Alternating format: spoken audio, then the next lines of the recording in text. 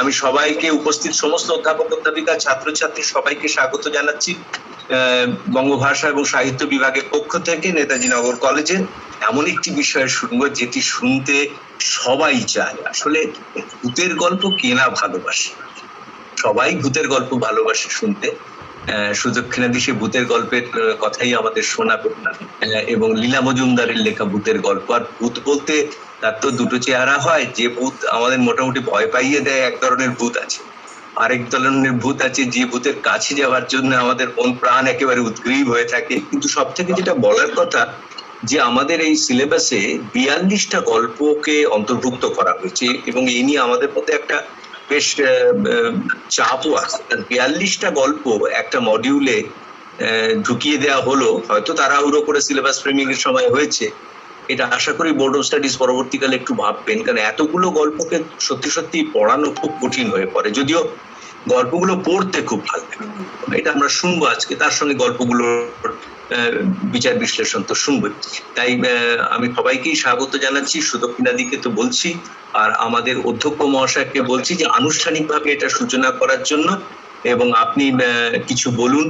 আর আমি অনুরোধ করছি যে পিনাকিকেও, আইকিউএসির আমাদের কনভেনার, সেও এরপরে কিছু বলবে আমাদের এই ধরনের আমরা যে আয়োজন করছি তার গুরুত্বটা কোথায় সে বিষয়ে বলবেন। আর বিশ্বজিৎ দা সব থেকে পুরনো, বিশ্বজিৎ দা যদি এসে থাকেন, বিশ্বজিৎ দার সঙ্গে সুদক্ষিণাদির বহুদিনের পরিচয়, কারণ পুরনো যারা আছেন বিশ্বজিৎ দার তত্ত্বাবধানে আমরা বহু অনুষ্ঠান করেছি এবং এগুলোর সঙ্গে তিনি একেবারে ওতপ্রোতভাবে জড়িত। আমি বিশ্বজিৎ দাকেও বলবো যে উনি যদি থাকেন এই ধরনের অনুষ্ঠানের গুরুত্ব, ই ক্লাসরুমের গুরুত্ব একটুখানি তিনিও আমাদের কাছে বলবেন, কারণ তারাও বিভিন্ন সময় আমি জানি বিভিন্ন কলেজে ক্লাস নিচ্ছেন সময়, সেটার গুরুত্ব তারাও অনেকখানি পর্যালোচনা করতে পারবেন। আমি প্রথমে অধ্যক্ষ মহাশয়কে বলছি, মহাশয়াকে বলছি যে আপনি ধন্যবাদ মিত্রবাবু, ধন্যবাদ। শুভ সন্ধ্যা ম্যাডাম। প্রথমে আপনি আমার প্রণাম নেবেন। আমি আমারও বয়সের কোন নেই, সীমা নেই, শুধু ম্যাডাম বললাম। দিদি বলতে পারবেন জানি না, কিন্তু আমি আপনাকে আমার অন্তরের শ্রদ্ধা জানাচ্ছি। নেতাজি নগর কলেজ আয়োজিত বঙ্গভাষা ও সাহিত্য বিভাগ এবং আইকিউএসি যৌথ উদ্যোগে আয়োজিত শিক্ষার্থীদের নির্বাচিত পাঠের অনুশীলনে যে ই ক্লাসরুমের ব্যবস্থাপনা হয়েছে এবং কিশোর ভারতী ভগিনী নিবেদিতা কলেজের সুযোগ্যা অধ্যাপিকা একদা এই কলেজের পঠনের সঙ্গে যুক্ত ছিলেন, যিনি সেই কলেজের সুযোগ্যা অধ্যাপিকা শ্রীমতী সুদক্ষিণা ঘোষকে বক্তা হিসেবে আজ আমন্ত্রিত করা হয়েছে।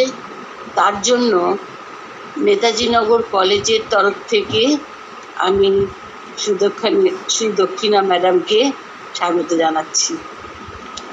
এছাড়া যে বিষয়টি, অর্থাৎ সব ভুতুরে আলো ছায়ার পাঠ, এই নির্বাচিত বিষয়টি সবার কাছে, বিশেষ করে শিক্ষার্থীদের কাছে যে বেশ আকর্ষণীয় করে তুলতে উনি সক্ষম হবেন, এ ব্যাপারে আমি সুনিশ্চিত।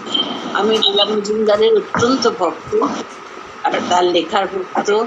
সন্দেশে তার লেখা আমি পড়েছি, আর আমার হলদে পাতি পালক পড়া আছে।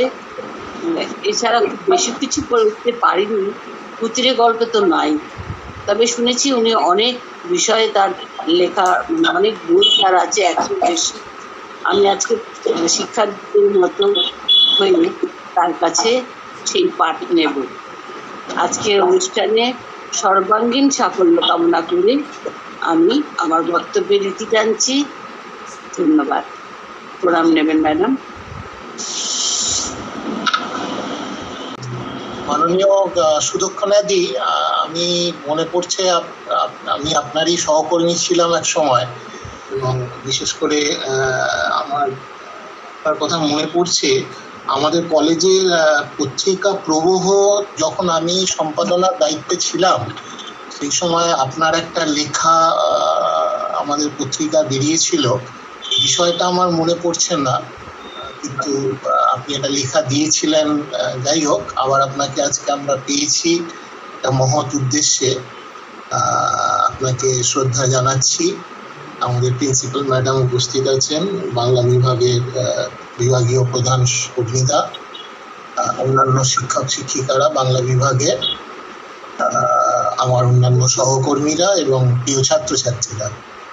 তো আমার যেটা ভালো লাগে যে বাংলা বিভাগ এবং আমাদের অন্যান্য বিভাগও এই উদ্যোগগুলো নেন, এবং এটা সত্যিই খুব প্রয়োজন যে আজকে আমাদের যে সিলেবাস নতুন আঙ্গিকে হওয়ার পরে অনেক প্র্যাকটিক্যাল বিষয় সিলেবাসে অন্তর্ভুক্ত হয়েছে, এগুলোর সত্যি উদ্দেশ্য আছে, ব্যবহারিক উপযোগিতা আছে, দিয়ে আমাদের বলবেন, অগ্নিদা বললেন। তো এটা আনন্দের কথা সেটা হচ্ছে আমাদের শিক্ষক শিক্ষিকারা তো আমাদের ছাত্রছাত্রীদের বিষয়গুলো পড়ানি, কিন্তু এই বিষয়গুলোই যারা বিশেষজ্ঞ তাদেরকে দিয়ে আমাদের ছাত্রছাত্রীদের এই যে বলানোর যে প্রচেষ্টাটা এবং একটা বিশেষ তাদেরকে একটা মানে উৎসাহ তৈরি করার যে একটা প্রচেষ্টা, যে আজকে সুদক্ষিণা দিয়ে এই বিষয়ের বিশেষজ্ঞ এবং আপনি যখন ছাত্রছাত্রীদের এই বিষয়গুলোকে একটা নির্দিষ্ট দৃষ্টিকোণ থেকে আলোচনা করবেন, আমার দৃঢ় বিশ্বাস যে আমাদের ছাত্রছাত্রীদের মনে একটা আলাদা উৎসাহ তৈরি হবে বিষয়টার উপর। এই বিষয়টার উপর একটা নতুন আলোকপাত করতে নেতাজি নগর কলেজের ছাত্র বা ছাত্রী হিসাবে আমরা তাদের জন্য ভবিষ্যতে গর্ববোধ করব, এবং এই আশাটাই আমি আজকের এই অনুষ্ঠানের সাফল্য হিসাবে আমি কামনা করছি। এবং আবারও আমি আমাদের আজকের বক্তা সুদক্ষিণাদিকে আমার শ্রদ্ধা জানাচ্ছি, এবং আমার স্থির বিশ্বাস বাংলা বিভাগ এই ধরনের যে কটা প্রোগ্রাম করেছেন প্রতিটা প্রোগ্রামেরই একটা মানে আমি যেটা বলবো সাফল্য বলতে একটা শুধু প্রোগ্রাম হলো বা ভালো লাগলো সেটা নয়, প্রোগ্রামটার একটা রেস থেকে যায় মনের মধ্যে। হ্যাঁ, নিজে থেকে বলতে ইচ্ছে করে হ্যাঁ প্রোগ্রামটা আমার মন থেকে আমার ভালো লাগলো। তো আমার স্থির বিশ্বাস আজকেও আমাদের এই অনুষ্ঠানটা একই রকম ভাবে হবে, এবং সবচেয়ে বড় কথা আমাদের ছাত্রছাত্রীরা উপকৃত হবে। সবাইকে আমি আমার শ্রদ্ধা এবং ধন্যবাদ জানিয়ে আমার কথা শেষ করলাম। ধন্যবাদ। তখন সুদক্ষিণার দিকে আমি অনুরোধ করছি আলোচনা শুরু করবার জন্য। হ্যাঁ, আমরা একটু শুনি।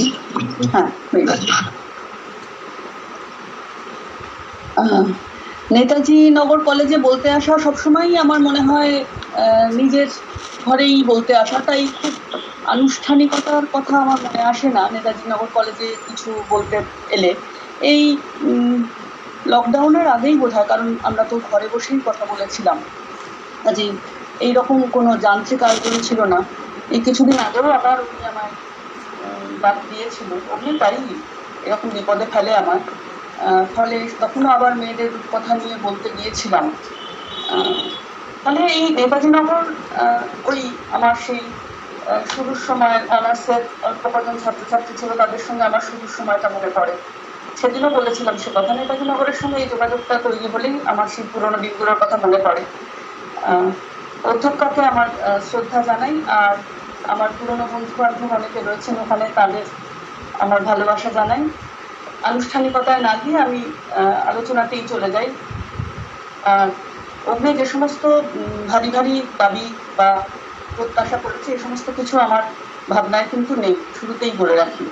কারণ প্রথমত অগ্নি সভ্যযুগে পড়ায়, আমি তো পড়াইনি না, অগ্নির দাবিতেই আমি পড়লাম আবার নতুন করে। আমি ভালোবাসি সত্যি, অগ্নি শুরুতে যেটা বলেছিল, আমি সত্যি মেয়েদের লেখালেখি পড়তে ভালোবাসি।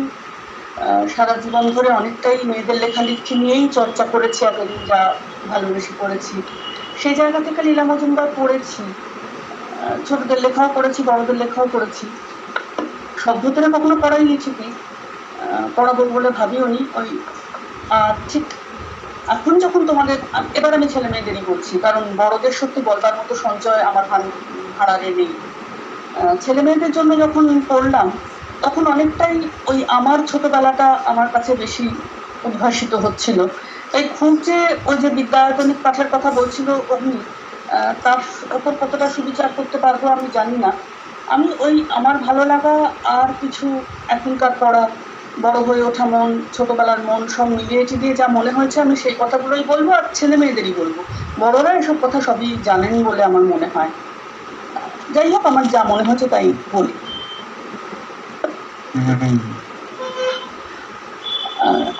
যেমন জল জমিয়া বরফ হয়, অন্ধকার জমিয়া তেমনি ভূত হয়, এইরকম একটা কথা বলেছিলেন ত্রৈলোক্যনাথ।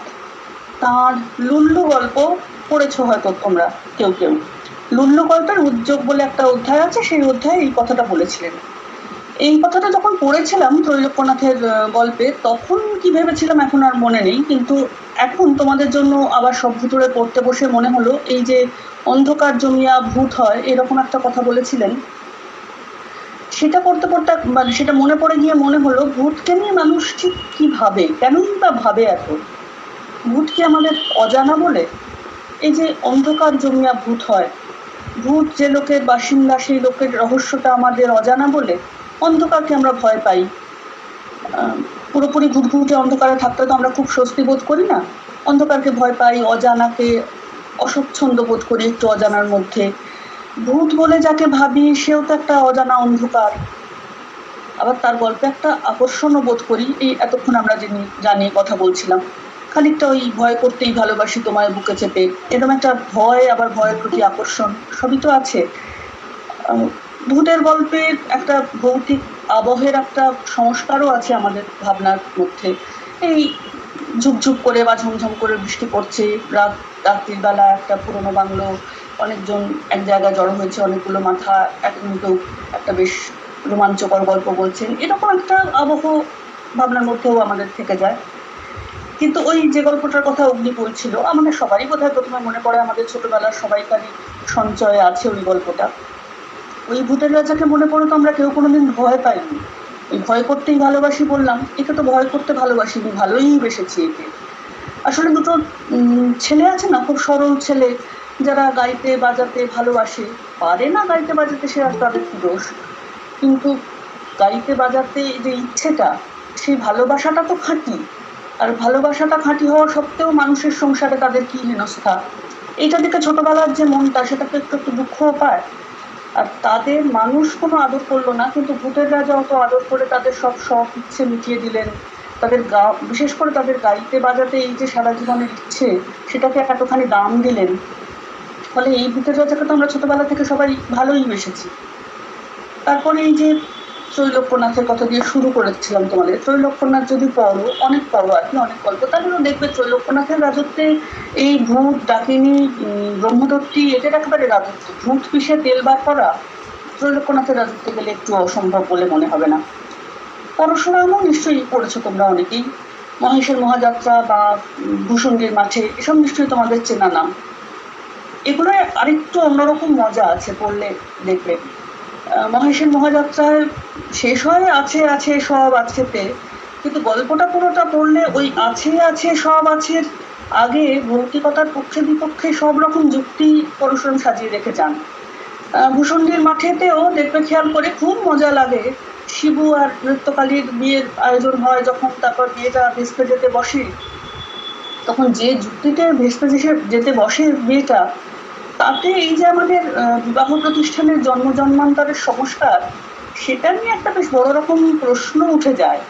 এই মজাগুলো ভূতের গল্পের আশেপাশে খেলা করতে থাকে, কিন্তু আমাদের বাংলা সাহিত্যের যে পরম্পরা ভূতের গল্পের, তার মধ্যে খুঁজে পেয়ে যাবে। আর ভূতের গল্প যে এত মিষ্টি হতে পারে, এত রোম্যান্টিক হতে পারে, সে বোধহয় শরদিন্দু না পড়লে টের পাবে না। শরদিন্দুর বরদা সিরিজের গল্পগুলো আছে, খুব বিখ্যাত গল্প, কিন্তু শূন্য শুধু শূন্য নয়, কিংবা ভূত ভবিষ্যতের নন্দগোপাল মুখচ্ছুতির মতো একটা ভূত, ছোট কর্তার মতো ভূত, এইসব ভূতের গল্প পড়ে বুঝেছিলাম ভূতও কত রোম্যান্টিক কাণ্ড কারখানা ঘটিয়ে ফেলতে পারে। রবীন্দ্রনাথ বা বিভূতিভূষণের গল্পের প্রসঙ্গে যাচ্ছি না, বরং আমার বড় হয়ে ওঠা, তোমাদের থেকে অনেক আগের গল্প সময়ের কথা বলছি তো, আমাদের বড় হয়ে ওঠার সময়টাকে ছোটবেলায় ফিরিয়ে দিয়েছিলেন যারা, তাদের একজন তো এই লীলা মজুমদার, আর একজন শীর্ষেন্দু মুখোপাধ্যায়। এরা একেবারে আমাদের বড় হয়ে ওঠার সময়টাকেও ছোটবেলায় ঝলমলে করে দিয়েছিলেন। শীর্ষেন্দুর গল্প নিশ্চয়ই তোমরা পড়েছো। গন্ধটা খুব সন্দেহজনক, এসব গল্প তো নিশ্চয়ই মনে আছে। কিন্তু এই যে ধারাটার কথা বললাম, আমি অনেককে বাদ রেখে এখন আমি ভূতের গল্পের পরম্পরার দিকে মনোযোগ না দিয়ে লীলা মজুমদারই পৌঁছবো বলে এই যে ধারাটার কথা বলছিলাম, একটুখানি ভাবতে গিয়ে বিভূতিভূষণকে তো বাদ রেখেছি, ইচ্ছে করেই বাদ রেখেছি। কিন্তু এই ধারাটার মধ্যে একটু মনে হয়েছে আমার পড়তে পড়তে বা তোমাদের বলতে চাইছিলাম যে একটু বিশ্বাসের চেয়ে কৌতুকের, ভয়ের চেয়ে স্নেহের, অলৌকিকতার থেকে যুক্তির সুর একটু বাঙালি সাহিত্যিকদের অনেকের কলমে একটু বেশি রয়েছে। এই যে একটু আগে বলছিলাম না, শীর্ষেন্দু মুখোপাধ্যায়ের সঙ্গে হাত ধরাধরি করে আমার বড় হওয়ার জগৎটায় ছোটবেলাটাকে ফিরিয়ে এনেছিলেন লীলা মজুমদার। একটুখানি নিজের কথা না বললেই নয়, ছোটবেলার কথা খুব মনে পড়ে যায় বলে। আমার পড়া লীলা মজুমদারের প্রথম বই কিন্তু কোনো ভূতের গল্প নয়, তোমরা কেউ পড়ে থাকলে আমার খুব ভালো লাগবে। আমার পড়া লীলা মজুমদারের প্রথম বই, তারপরে অজস্রবার পড়া সে বই টংলিং। আমার ছোটবেলা ভরপুর করে রেখেছিল এই বইটা। একটু বড় হয়ে হলদে পাখির পালক পড়েছিলাম, আর তারপর তো প্রতিবেশীর গর্বী বাক্স, মাকু, অজস্র ছোট গল্প খুব শক্ত করে আমার হাত ধরে রেখেছিলেন লীলা মজুমদার ওই ছোট থেকে বড় হয়ে ওঠার গোটা সময়টা জুড়ে। আর তোমাদের জন্য এই ভুতুড়ে গল্পগুলো পড়তে বসে দেখলাম এরও অনেকগুলো গল্প আগে পড়েছি এখানে ওখানে, তবে বেশ কিছু গল্প আবার নতুন করে পড়লাম তোমাদের দৌলতে। লীলা মজুমদার বড়দের লেখাও লিখেছিলেন, জানো হয়তো অনেকে। বড়দের জন্য লেখাও পড়েছি, তবে বড় হয়ে উঠে সেসব লেখাতেও একেবারেই তাঁর কলমের স্বাদগন্ধই ছড়িয়ে আছে। দুঃখী মেয়ের জগৎ, একলা মেয়ের জগৎ। আর একটা বৈশিষ্ট্য ছিল সাধারণত তার লেখায়, সচরাচর শুভ পরিণামে পৌঁছবে সেই একলা মেয়ের জগৎ। অনেক না পাওয়া সারা জীবন ধরে সেগুলোকে ডুবিয়ে দিয়ে তবে কখন একটুখানি পাওয়া দিয়ে সেই জগৎটাকে ভরিয়ে দেয়া, এইরকমই মোটামুটি লীলা মজুমদারের বড়দের জন্য লেখা গল্প উপন্যাসের জগৎটা। কিন্তু লীলা মজুমদার ভালোবাসতেন না বড়দের জন্য লিখতে, বলেছেন অনেকবার, বড়দের জন্য লেখা আমার বিলাস, আর ছোটদের জন্য লেখা আমার জীবন। এই জীবনটাকেই জীবনভর আসলে বই নিয়ে গিয়েছিলেন লীলা মজুমদার। তোমরা শুনেছো হয়তো লীলা মজুমদারের জীবনের কথা, যদি শুনে থাকো তাহলে ছোট্টবেলা থেকে খুব গল্প বলতেন লীলা মজুমদারের। গল্প একবার তার ভেতরে ফুটতো, ফুলের মতো, কুড়ির মতো ফুটে থাকতো তার মধ্যে, একটু ডাল নাড়া দিলেই হলো, ঝরঝর করে সেই গল্পগুলো ঝরে পড়তো। নিজের ভাই বোন তো বাড়িতে অনেকজনই ছিলেন, ভাই বোনেরাই তার মুগ্ধ শ্রোতা ছিলেন। লীলা মজুমদার বলতেন এই যে ফুল ডাল গাছপালার উপমা দিলাম না, এই কথাগুলো লীলা মজুমদারেরই আসলে। লীলা মজুমদার বলতেন ভালো লেখা মনের মধ্যে ফুলের মতো ফোটে, বিচিটি কি শিকড়টুকু ভেতরে থাকা চাই, এমনি এমনি লেখক তৈরি হয় না, ওই শিকড়টুকু বুকের মধ্যে নিয়ে জন্মেছিলেন। মজুমদারটাই আমরা বারবার লীলা মজুমদার বলি, কিন্তু এটা তো তোমরা সবাই জানো, রায়বাড়ির মেয়ে লীলা। যে ভূতের রাজার প্রতি এত মুগ্ধতা নিয়ে গল্প শুরু করলাম, সেই উপেন্দ্র কিশোর লীলা মজুমদারের মেজো জ্যাঠামশাই। আর বড়দা, যে বড়দা খুব অল্প বয়সেই চলে গেছেন লীলা মজুমদারের জীবন থেকে, আমাদের সবারই ভালো লাগার জগৎ থেকে। সেই বড়দা যখন সন্দেশ সম্পাদনা করছেন, সেই সুকুমার রায়ের সম্পাদনার সময় সন্দেশে প্রথম ছোট গল্প বেরিয়েছিল লীলা মজুমদারের, একটা দুষ্টু ছেলের গল্প যার নাম ছিল লক্ষ্মী ছেলে। লীলা মজুমদারের গল্প একটু একটু বলে এবার আমরা সব ভুতুড়েতে চলে আসি। সব ভুতুড়ে তো বইয়ের পাতা উল্টোতে গিয়ে দেখেছো যে 1983 সালে এটার প্রথম সংস্করণ বেরিয়েছিল। এই যে অধিকাংশ গল্পে আমরা আপাতত সব ভুতুড়ে নিয়ে ভাবি, লীলা মজুমদারের টার্গেট পাঠকদের দুনিয়াটা তো কিশোর কিশোরীদের জগৎ। আর সেই কিশোর কিশোরীদের জগৎ কিন্তু খুব ভালো, খুব লক্ষ্মী ছেলে মেয়েদের জগৎ নয়। এ তো পড়তে গিয়েই দেখেছো, দুষ্টু, ব্যাক বেঞ্চার, কথা শুনতে না চাওয়া, বইয়ের পাতায় মুখ বুঝে থাকতে ভালো না লাগা, এইসব ছেলেমেয়েরাই তার গল্পের কথক সচরাচর। আর কি তাদের নাম, মোটেই ভালো লাগার নাম, তাদের ডাকনাম, বেশিরভাগই ডাকনাম ডাকা হয়েছে, তার ডাকনামগুলো একটু ভালো লাগার নাম নয়। বুপে, বঙ্কু, ভূত, নেলো, উটকো, লঙ্কা, দুষ্টু মেয়ের নাম লক্ষ্মী, এইসবই তো দেখি গল্প জুড়ে, সব ভুতুড়ে জুড়েও তোমরা এইসব নামগুলোই খুঁজে পেয়েছো। আর এই কিশোর কথক যারা তার গল্প জুড়ে, তারা প্রায়ই পড়াশুনোয় ভালো নয়, ক্লাস 9-এ বা তার আশপাশের ক্লাসে পড়ে, অঙ্ক ক্লাসে বকুনি খায়, ভয় পায় অঙ্কে, পরীক্ষার রেজাল্ট ভালো হয় না প্রায়ই, বাড়িতে সেজন্য গঞ্জনা জোটে অনেকেরই, ক্লাসে মাঠে ঝগড়া হয়ে যায় সহপাঠীদের সঙ্গে, বেড়ালকে মাখন জ্যাম অনেকটা খাইয়ে দেয় বলে শাস্তি পায়, বন্ধ হয়ে থাকে ঘরের মধ্যে। এইরকম সব কথকেরা পেনেটিতে, আহিরিটোলার বাড়ি, পিলখানা, লক্ষ্মী, এইসব যে গল্পগুলো প্রথম দিকেই আমরা দেখি তার মধ্যে এইসব কথকেরা ছড়িয়ে থাকে। যুগান্তর বলে যে গল্পটা একটু অন্যরকম গল্প, ঠিক এই কথকদেরই গল্প নয়, সেই গল্পের ছেলেরাও কিন্তু মূল কথক যারা তারাও এইরকম ছেলেই, প্রেক্ষেপটা আলাদা, তার কাহিনীটা আলাদা, কিন্তু কথকের ধরুন একই রকমের গল্প। ওই হাফিয়ালিতে ইংরেজিতে 22 পেয়েছে, বাংলায় 29 পেয়েছে, অঙ্কের নম্বর তারা নিজেরাই লজ্জার মুখে আনতে পারছে না। বাড়ির বকুনিতে গঞ্জনায় লাঞ্ছনায় একেবারে ঘর ছেড়ে বেরিয়ে পড়েছে জাহাজ উঠে আন্দামান চলে যাবে বলে। কিন্তু আসল কথাটা হচ্ছে কৈশোরের এই অসহায়তায়, এইসব অপারগতায় নিঃশর্তে হাত বাড়িয়ে যায় তাদের দিকে কোনো না কোনো সহমর্মী সমব্যথী ভূত, একলা মানুষের নিঃসঙ্গতায় বন্ধু হয়ে আসা ভূত। টংলিং এর কথা শুরুতেই বললাম না, আমার ছোটবেলা ভরপুর করে ভরিয়ে দেওয়া টংলিং, এই গল্পগুলো পড়তে পড়তে না আমার বারবার সেই টংলিং এর কথা মনে পড়ে যাচ্ছিল। টংলিং এর খুব ভীতু ছিল, খুব রোগা ছিল, একলা ছিল চাঁদ, ছেলেটার নাম ছিল চাঁদ। তা সেই একলা ভীতু মন একটা নিজস্ব পেরিস্তান গড়ে নিয়েছিল, আর একটা অসম সাহসী বন্ধু তার নাম বিশে, আর তার একটা বিশাল কুকুর সিংহ, এদেরকে সে গড়ে নিয়েছিল নিজের মনে। আর সব ভুতুরের এইসব গল্পে কি ঘটে, পেনেটির বুড়ো শিবু আর তার ভাইপো সিজি আর বুঝি এরা কি করে?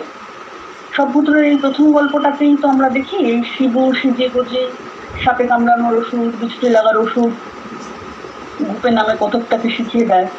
রাতের বেলা দোতলায় একলা থাকতে গুপের ভয় করে বলে জলের পাইপ বেয়ে উঠে সেই সমুদ্রের গল্প, ঝড়ের গল্প, নৌকাডুবির গল্প, এরকম মাছিদের জীবনের নানান গল্প শোনায় তাকে। তার মন খারাপের বিকেলে তাকে সঙ্গ দেয়। তোমরা পড়েছো নিশ্চয়ই শীর্ষেন্দু মুখোপাধ্যায়ের গোসাই বাগানের ভূত। গোসাই বাগানের ভূতে বরুণ অঙ্কে 13 পেয়েছিল, আর আহিরিটোলার বাড়িতে কথক ছেলেটি সে পেয়েছিল 15। খুব একটা হেরফের নেই সংখ্যায়। বরুণকে গোসাই বাগানের ভূত নিধিরাম চৌকস করে দিয়েছিল অঙ্কে, ইংরেজিতে। করালি স্যারের 7th অঙ্ক তখন 20 সেকেন্ডে কষে ফেলতে পারত বরুণ, অবনী স্যারের ট্রান্সলেশন করে ফেলতো 40 সেকেন্ডে। আর আহিরিটোলার বাড়িতে কথকের বাবার ঠাকুরদার বন্ধু কুট্টিবাবু, সে এমন অঙ্ক শিখিয়ে দিল আমাদের কথকটিকে, আত্মবিশ্বাসে ভরপুর হয়ে সে হারানো যা কিছু অঙ্ক সম্পর্কে ভয়, সেগুলো ভুলে যাদের বঞ্জনায় ঘর ছেড়ে পুরোনো বাড়িটায় চলে এসেছিল, চলে যাবার সময় কিন্তু তাদের অনায়াসে বলতে পারলো টেস্টে সে ভালো নম্বরই পাবে। কুট্টিবাবুর শিক্ষকতা, বাবার ঠাকুরদার ধিক্কার, পরদেশির যত্ন, এসব ছাড়া হতো এই বদলে যাওয়া ঘটনাটা? কোথায় থাকে এরা? এবার একটু ভাবি এরা কোথায় থাকে।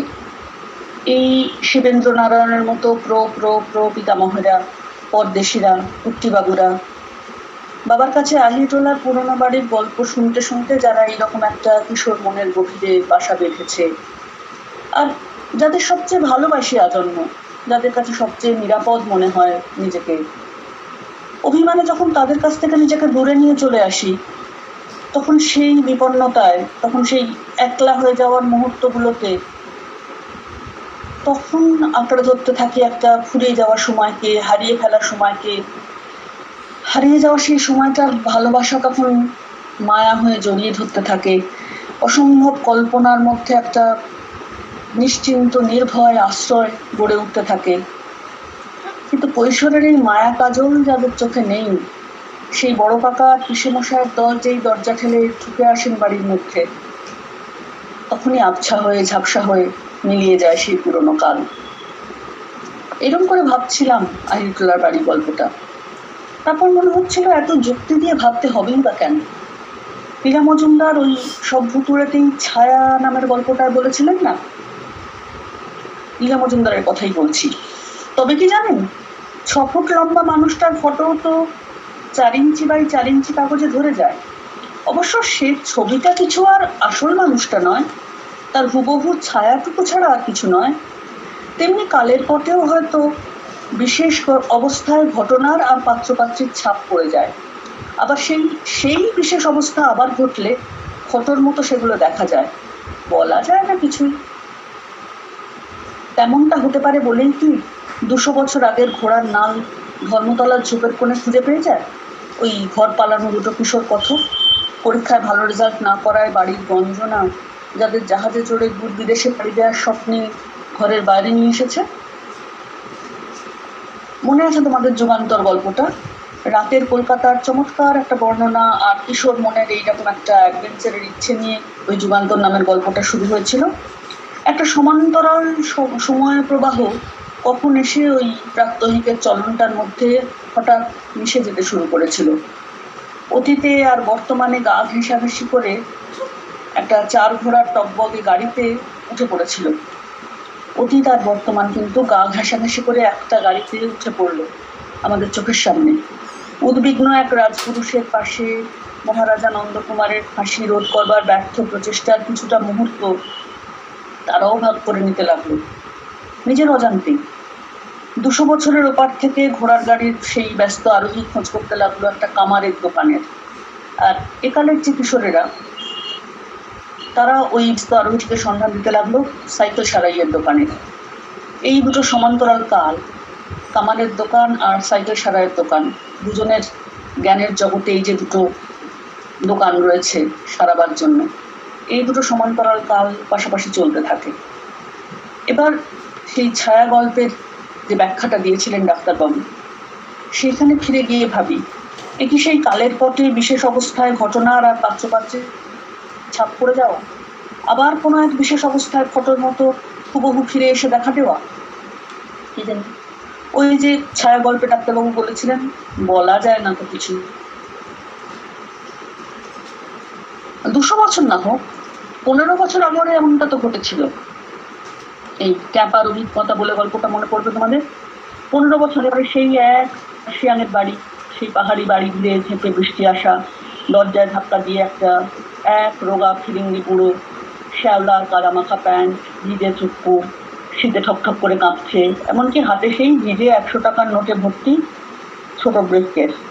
15 বছরে না বুড়ো, না তার পোশাক আশাক, না তার ব্রিফকেস, একটারও চেহারা বদলায়নি। এটাকেও কি বলবে কালের পথে গেঁথে রাখা একটা বিশেষ মুহূর্ত? অনন্ত সময় প্রবাহের কোনো একটা বিন্দুতে এসে ছুঁয়ে গেছে অতীত আর বর্তমান মুখোমুখি বারবার। বাড়ি ধরে একটা ভুতুরে বাড়িতে যদি কেউ রাত কাটাতে যায়, সখানেক বছর আগে কে কাকে কি আনতে পয়সা দিয়েছিল কে জানে, কিন্তু ভুতুরে বাড়িতে সেই মেজো পিসে মশাইয়ের কাছে ভারী চমৎকার দেখতে আর অনেক গয়নাগাটি পরা একজন বুড়ো মানুষ কেবলই সেই বিশেষ বস্তুটির জন্য দাবি করে চলতে থাকেন। আর গোলাপি বিড়ির 2টো প্যাকেট পেলেই ভীষণ উল্লসিত হয়ে মেজো পিসে মশাইকে হাতের হিরের আংটি দিয়ে যান। ভুতুরে গল্প বলে গল্পটা মনে আছে নিশ্চয়ই। এইটা কিন্তু থেকে যায়। হিরের আংটিটা কিন্তু ওই ভুতুরে বাড়ির সব রহস্য যখন ওই মানুষটি উবে যাওয়ার সঙ্গে সঙ্গে উবে যায়, হিরের আংটিটা কিন্তু উবে যায় না। এইসব বস্তুগত দেওয়া নেওয়া যেগুলো ওই 200 বছরের ওপার থেকে আসছে, ঘোড়ার নালটাও প্রাথমিকভাবে ছিল ছেলেগুলোর হাতে। এইসব বস্তুগত দেওয়া নেওয়া কিন্তু আদৌ অসম্ভব ব্যাপার নয় ভূতের গল্পে। মানব শরীরের তো লয় ক্ষয় আছে, এই চেহারাগুলো আমরা আবছা দেখি, অচেনা থাকে, কিন্তু হিরের আংটি, মোহর, ঘোড়ার নাল, এসবের তো আর লয় ক্ষয় নেই। 100-200 বছরের এপার ওপার থেকে তারা এসে পড়তেই পারে এই কালের সীমানা। পিতামহের আশীর্বাদ হয়ে অঙ্ক শেখার পুরস্কার হিসেবে আড়িটোলার বাড়ির কথকের বুক পকেটে তাই ওই সোনার মোহর থেকে যায়। হিরের আংটিটা ওই পেয়ে গেছেন বলে মেজো পিসেমশাই, ছাগল যা পেলেন না বা পেতে পারেন না, এ নিয়ে আর কোনো ভাবনা চিন্তাই পিসেমশাইয়ের মনে আসে না। ঘোড়ার নাল অবশ্য ঘোড়ার গাড়ি উড়ে যাওয়ার সঙ্গে সঙ্গে উড়েই যায়। একটা মজার ব্যাপার দেখেছো নিশ্চয়ই, সব ভুতুরে বইটার টাইটেলটা যে বইটার পরিচয় বা সব ভুতুরে এই নামটার অনুবাদ যেভাবেই ভাবো, দেওয়া আছে হরর স্টোরিজ। এ বইয়ের কোনো গল্পে হররের উপাদান নিশ্চয়ই তোমরা কেউ খুঁজে পাওনি। ভৌতিক পরিবেশ এটা ভূতের গল্পের প্রাণ, সেই ভৌতিক পরিবেশ ঘনিয়ে উঠেছে অনেকগুলো গল্পেই। ভূতেরা অনেক ইচ্ছা পূরণ ঘটিয়েছে অনেকের জীবনে, কিন্তু ভয় দেখিয়েছে কখনো? সব ভুতুরের গল্পের পর গল্পে এটা তো দেখেইছো, বাঙালি 51বর্তী পরিবারের একটা ছায়া খুব জড়িয়ে আছে গল্পগুলোকে। বাবা মা ভাই দাদা দিদি স্কুলের পাড়ার বন্ধুরা এরা তো আছেই গল্পে। পরিবারের একটু কাছে দূরের আত্মীয়রা, যাদের সঙ্গে আমাদের রোজ একই বাড়িতে দেখা হয় না, এমন আত্মীয়রাও খুবই প্রত্যেকটি গল্পেই কাউকে না কাউকে আমরা খুঁজে পাই। ধরো মামারা, বড় মামা, মেজো মামা, ছোট মামা। বড় মামা পেনেচিতে গল্পে শুরুতেই প্রথম গল্পেই পাই, মেজো মামাকে সত্যি নয় গল্পে, ছোট মামার দুটো গল্পতে আছে স্পাই আর ফ্যান্টাস্টিক। মেজো মাসিমাকে পাই আমরা পাশের বাড়ি গল্পে, মেজো পিসে মশাই তো এই ভুতুড়ে গল্প, যেটার কথা ভাবলাম আমরা। বড় দাদু, মেজো দাদু, ছোট ঠাকুরদা তিনজনই আছেন। বড় দাদু আছেন সেই একদম শেষ গল্প হরুহর করার একদমিতে, মেজো দাদু আছেন তার অল্প আগে পাঠশালা গল্পে, ছোট ঠাকুরদা দুটো গল্পে আছেন খাগায়নমতে আর কলম সর্দারে, বুড়ো ঠাকুমা আছেন কর্তা দাদা ক্যারজানিকতে, ছোট ঠাকুমা আছেন চেতলায় গল্পে। তো এই যে আমাদের মানুষের সংসারের এত চেনাশোনা আত্মীয় স্বজন ছড়িয়ে থাকেন আমাদের জীবনের আশেপাশে, আমাদেরই আশেপাশে আনাচে কানাচে গঙ্গার ধারের বিরাট বাড়িগুলোতে বা পাহাড়ে জঙ্গলে হারিয়ে যাওয়া ভেঙে যাওয়া পুরোনো বাড়িগুলোতে তাদের সঙ্গে দেখা হয়ে যায় নানান জনের। তারাও তো এরকম এক্সটেন্ডেড ফ্যামিলি, পরিবারের কারো কাছে আর কেউ ভয় পায়। এবার একটু গল্পগুলো, অনেকগুলো গল্প তো, 42টা গল্পের সব আমরা ভেবে উঠতে পারবো কিনা তাও জানি না।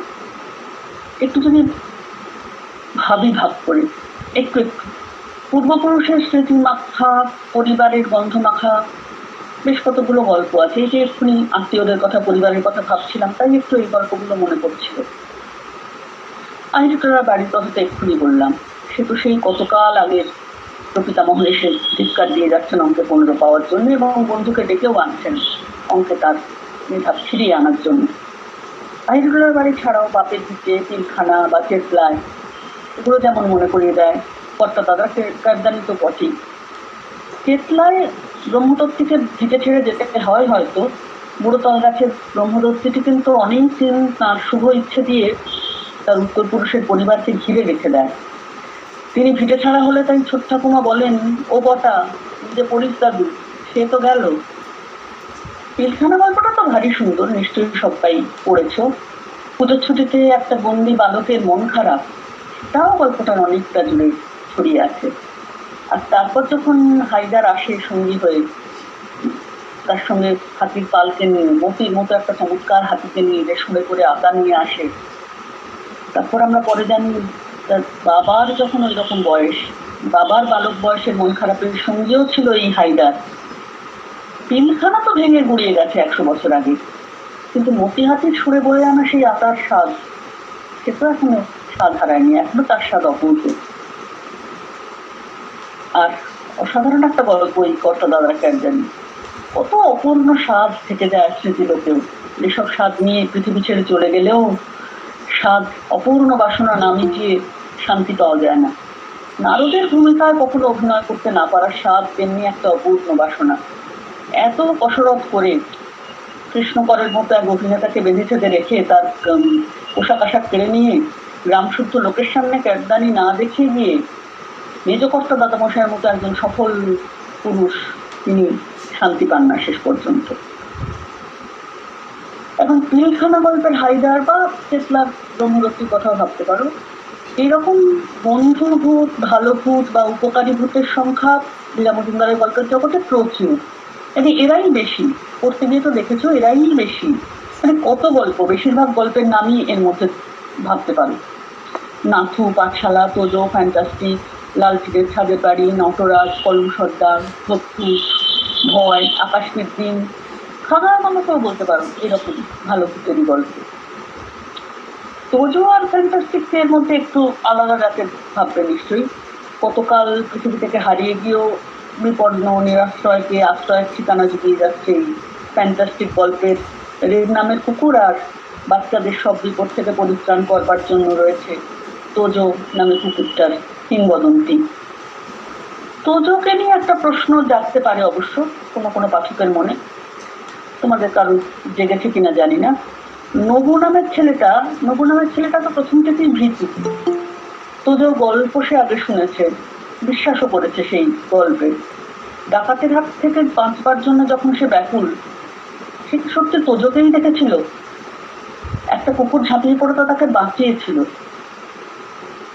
সে তখন সত্যি তোজোর কিংবদন্তিতে বিশ্বাস করে তোজোকেই রেখেছিল, নাকি তার নিজের টাইগারই ঝাঁপিয়ে পড়ে তাকে বাঁচিয়েছিল?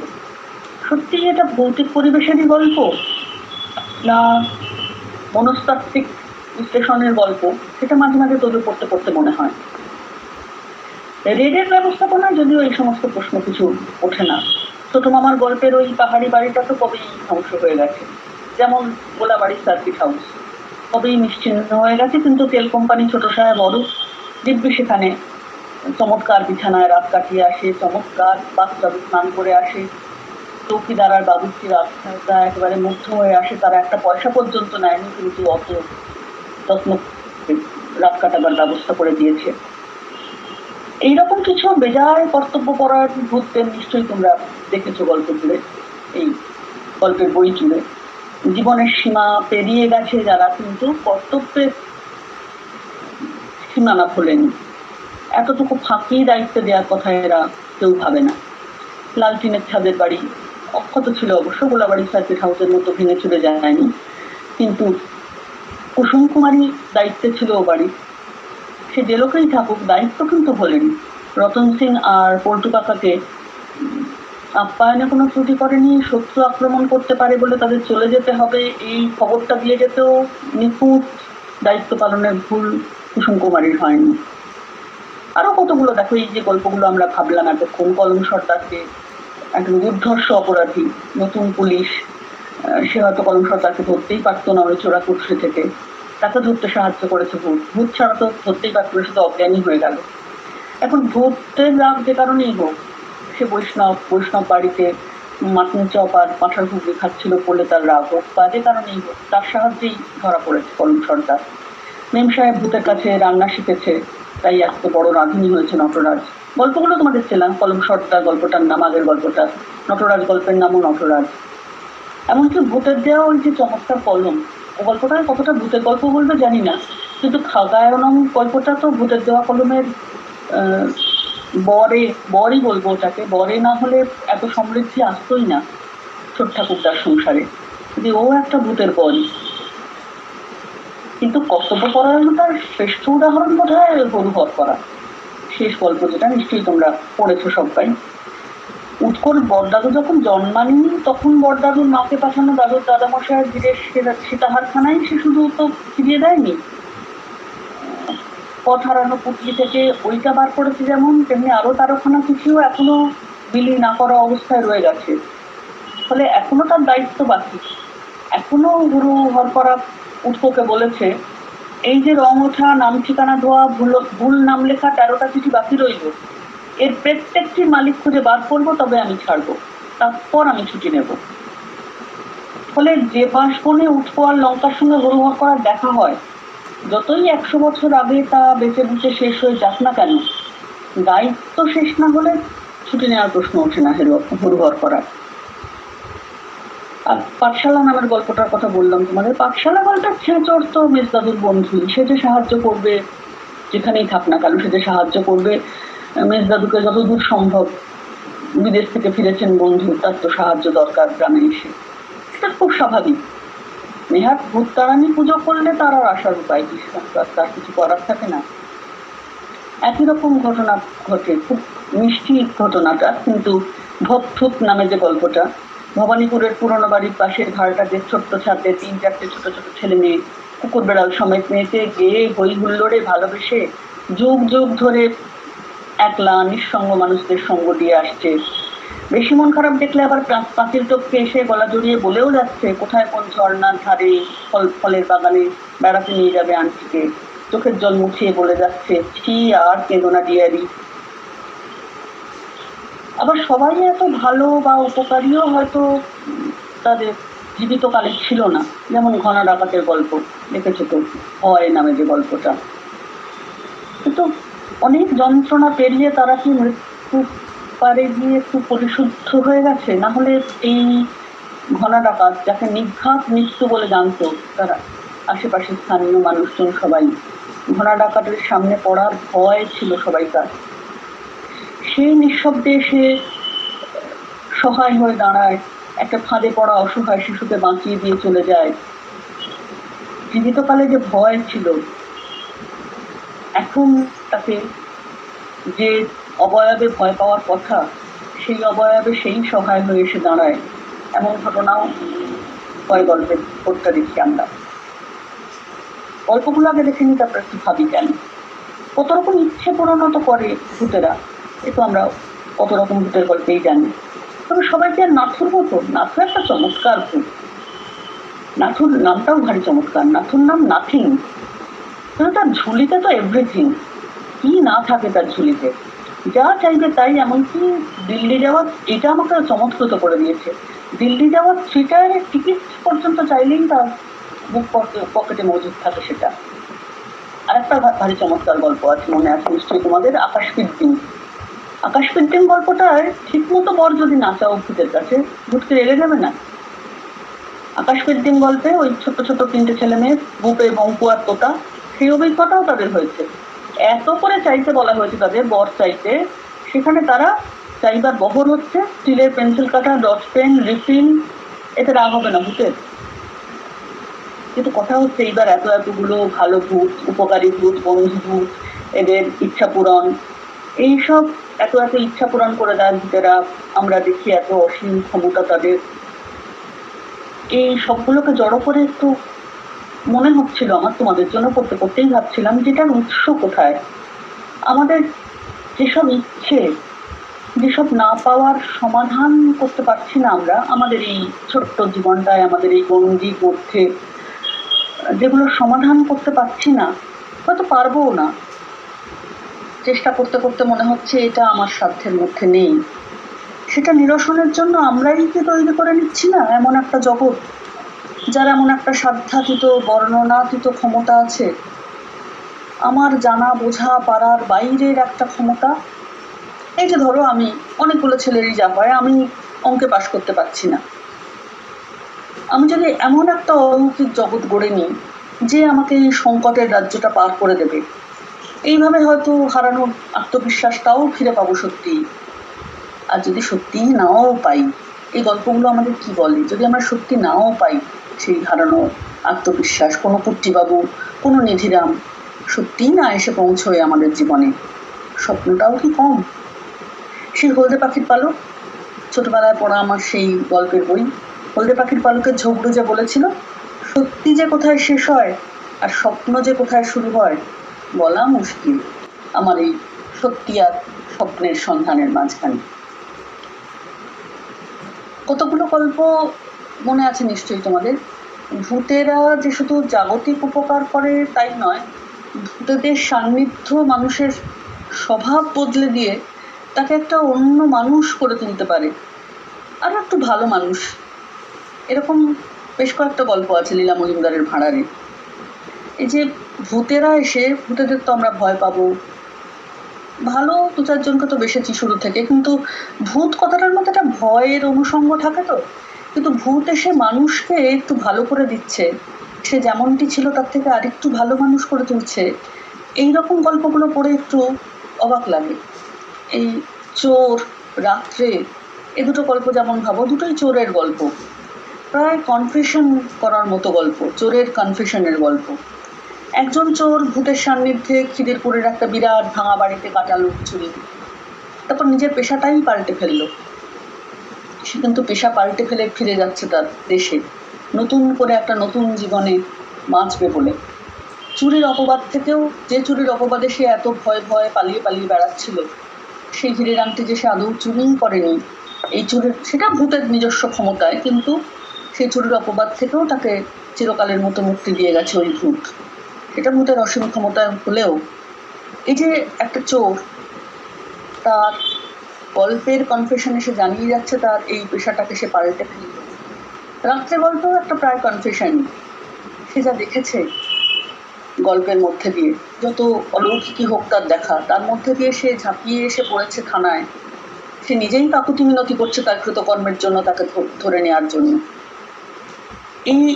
এটাও একটা মন বদলের, পেশা বদলের, নিজেকে বদলে ফেলার, দুটো ক্ষেত্রেই, দুটো গল্পের ক্ষেত্রেই নিজেকে বদলে ফেলার একটা কাহিনী। কিন্তু এই যে গল্পগুলো, ভূত বা চোর, যার গল্পই লিখুন, ওই যে টার্গেট পাঠকদের কথা বলে শুরু করেছিলাম, টার্গেট পাঠকদের জগৎটার কথা কিন্তু কখনো বলেন না লীলা মজুমদার। চোরের গল্প দুটোয় রহস্য আছে, রাত্রে গল্পটায় তো আছেই রহস্য আছে, কিছু কৌতুকও আছে কখনো কখনো, কিন্তু টার্গেট পাঠকদের জন্য একটা আমার মনে হয়েছিল পড়তে পড়তে একটা প্রচ্ছন্ন বার্তাও আছে। চুরি করা মহাপাপ জাতীয় কোনো নীতিবাক্য আওড়াননি নিশ্চয়ই লীলা মজুমদার, এটা তার ধরনই নয়, কিন্তু কোনটা সোজা পথ চলার পথ তার একটা দিশা ঠিকই চিনিয়ে রেখে গেছেন গল্পগুলোর মধ্যে। আর আরো সুন্দর একটা গল্প, ভূতেদের ছোঁয়া মানুষকে কতটা পাল্টে দিতে পারে তার সবচেয়ে ভালো উদাহরণ বোধহয় রুক্ষ খিটখিটে বদমেজাজি দামু কাকা। দামু কাকার বিপত্তি গল্পটা মনে আছে তো? যাকে দেখলে মানে তিনি যে কতটা রুক্ষ, কতটা খিটখিটে, কতটা বদমেজাজি ছিলেন তার সবচেয়ে ভালো পরিচয় বোধহয় তাকে দেখলে বাড়ির হুলো বেড়ালটা পর্যন্ত উঠে ঘর থেকে বেরিয়ে যেত। এরকম একটা অসাধারণ বর্ণনা আমি এর আগে কখনো কোনো খিটখিটে বদমেজাজি মানুষের বদমেজাজ সম্পর্কে পেয়েছি বলে মনে পড়ে না। মানুষ তো তাকে তার সঙ্গ থেকে দূরে থাকতোই, হুলো বেড়াল পর্যন্ত তার সঙ্গ এড়িয়ে থাকতো, তিনি ঘরে ঢুকলেই হুলো বেড়ালটা পর্যন্ত ঘর থেকে উঠে বেরিয়ে যেত। এই যে মানুষটা, তিনি বাঁশবনের ভুটিনীদের সৌন্দর্য প্রতিযোগিতায় বেশ সফল একটা বিচার পর্ব পেরিয়ে এসে একেবারে ব্যক্তিত্বটাই পাল্টে গেল তাঁর। এই যে একটা বাঁশবনে ভূতেদের হাতে ধরা পড়া, ছটফট করার পর নিজের দায়িত্ব বুঝে নেওয়া, করতে হবে তাকে ভূতিনীদের সভায়, এবং বেশ সফলভাবে বেশ ব্যক্তিত্বের সঙ্গে সেটাকে মোকাবিলা করা, এবং ফিরে এসে এতদিনের মানুষদের সঙ্গে সহবাস করতে না পারার অভিজ্ঞতা থেকে প্রতিবেশীদের সঙ্গে, বাড়ির মানুষদের সঙ্গে নিজেকে মানিয়ে নেওয়ার অভিজ্ঞতায় পৌঁছে যাওয়া, এই দুটো বাঁশবনে ঢুকেছিল যে মানুষটা আর বাঁশবন থেকে বেরিয়ে এলো যে মানুষটা, এই দুটো মানুষের এমন বদলে যাওয়া ভূতিনীদের দেখেছিল। এই বোধহয় একমাত্র ভূতিনীরা যারা একটু ওই ছকে বাঁধা ভূতিনী লীলা মজুমদারের গল্পে। আরও সব ভূতিনীরা আছে লীলা মজুমদারের এই সব ভুতুড়ে গল্পে, দেখেছো তারা ভারী রূপসী। যে বাইজি এসেছিল মোহরের বাক্স দিতে, যে নিজের রূপে নিজেই মুগ্ধ ছিল, সে রূপেরই গল্প বলছিল আলো ছায়া গল্পে, বা সোনালী রূপালীতে যে মাঝে মাঝেই আমাদের একালের গৃহবধূকে দেখা যেত, এরা তো সবাই বেশ রূপবতী। কিন্তু এই গল্পটাতেই যাদের সৌন্দর্যের বিচার করেছিলেন দামু কাকা, তারাই একেবারে বেশ আমাদের চেনা ছকের ওই ফুলোর মতো কান, মূলোর মতো দাঁত, গোল গোল চোখ, গিরগিরে রোগা, এরকম ভূতিনী ছিল। তো তাদের সৌন্দর্য প্রতিযোগিতায় বেশ চমৎকার বিচার করে এসেছিলেন দামু কাকা। বাকি সোনার দানাগুলোকে নিজের ট্যাকে বুঝেও নিয়েছিলেন, কিন্তু একটা শিক্ষাও নিয়েছিলেন ওই বাঁশবনের সভা থেকে। এই যে একলা একটা মানুষ সেখান থেকে সমষ্টির মানুষ হয়ে উঠেছিলেন, ওই বাঁশবনের ঢোকার মুহূর্ত থেকে বদলে যাওয়া মানুষটা বিপত্তির মধ্যে দিয়ে একটা অন্য মানুষের শিক্ষা পেয়েছিলেন। এই যে ওগুলো ওই মানুষ আর কি করে বলি, ওই ভূত বা ভূতিনীদের তিনি ভূত বলে বিশ্বাস করছিলেন না, যারা তাকে বদলে দিয়েছে। যখন অন্যরা যারা তার গল্প শুনছে তারা বলছে যে ওরা তো ভূতই, তিনি বলছেন মোটেই না, ওদের থেকে হতকুচ্ছিত মেয়ে তোদের স্কুলে অনেক আছে। এই যে সহমর্মিতা, এই সহমর্মিতা দিয়েই কিন্তু লীলা মজুমদার এই জগৎটাকে, এই এক্সটেন্ডেড ফ্যামিলিটাকে দেখেছেন। আর শুধু কি ভূতেরাই উপকার করে নাকি মানুষদের, মানুষরা মাঝে মাঝে ভূতেদের উপকার করে না? এই দেওয়া নেওয়াটা তো রয়েইছে ভূত আর মানুষের সমাজের মধ্যে। অত অসীম ক্ষমতা তো মানুষের নেই, মানুষের খুবই সীমাবদ্ধ ক্ষমতা, কিন্তু মানুষও সাধ্যমতো উপকার ভূতেদের তো করে। দু তিনটে গল্প অমনও তো পড়েছ নিশ্চয়ই। ওই যে রূপসী বাইজির কথা এক্ষুনি বলছিলাম, সে যে ওই বনানী দেবী বন হুগলি ওই ঠিকানায় আরেকজন বিপন্ন মানুষের কাছে পাঠিয়ে দিতে হবে মোহর ভরা বাক্স, সেটার দায়িত্ব তো একটা মানুষকেই দিয়ে যায়, তাকেই ভরসা করে বিশ্বাস করে। ছায়া নামের যে গল্পটা, কতকাল ধরে লুকিয়ে রাখা টাকা স্বাধীন ভারতের একটা কোনো কল্যাণ তহবিলে জমা দেওয়ার দায়িত্ব, সেটাও তো মানুষকে দিয়েই নিশ্চিন্ত হয়।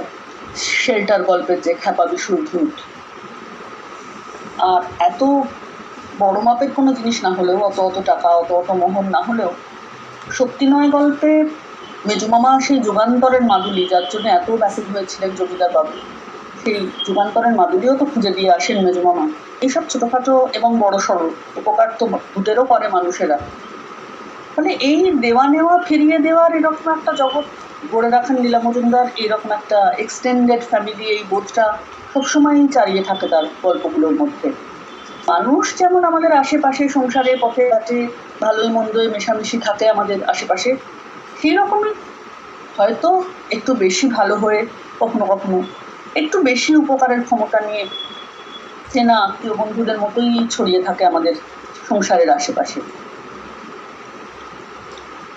লীলা মজুমদারের গল্প পড়ব, আর তা সে যে সাজের গল্পই হোক, প্রেমের গল্প, ভূতের গল্প, বাঘের গল্প, চোরের গল্প, যাই পড়ি না কেন, যেগুলো বলতেন লীলা মজুমদার যে এই গল্পগুলোর কোনো মার নেই, তা সে যে গল্পই পড়ি না কেন খাবারের বিবরণে তার স্বাদগন্ধ শুদ্ধ ধরা দেবে না, তা কখনো হয়? যত বেশি পড়বে লীলা মজুমদারের গল্প দেখবে এর স্বাদ পাবেই। বেড়ালকে, ওই যে মেয়েটা, লক্ষ্মী গল্পের মেয়েটা, বেড়ালকে মাখন জাম খাইয়ে দেওয়ার জন্য ঘরে বন্ধ করে বাকি সবাই চড়ুইভাতি করতে চলে গিয়েছিল, তার জন্যও কিন্তু লীলা মজুমদারের গল্পে যখন ফিরে আসে সবাই চড়ুইভাতি করে, তার জন্যও কিন্তু লীলা মজুমদারের গল্পে তোলা থাকে লুচি, কপি ভাজা, আলুর দম আর ক্ষীরের সন্দেশ। আহিরিটোলার বাড়িতে রাতের উপর থালায় খেতে দেয় লুচি, সন্দেশ, ছানা মাখা আর বাদামের শরবত।